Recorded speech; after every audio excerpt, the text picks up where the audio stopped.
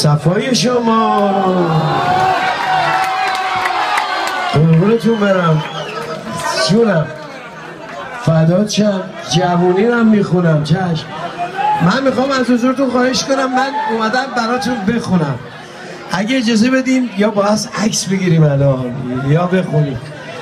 حالا نمیدونم هم بخونیم هم عکس بگیریم یا بعد عکس بگیریم نمیدونم هر شما بگید تو چی دوست داری؟ موندن بخون حتما قربون شکل ماهید برم نازی نازی رو هم میخونم بدنام هم میخونم خوشگل من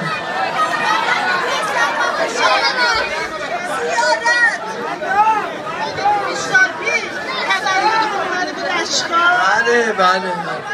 اجازه بدین من کوچیک هم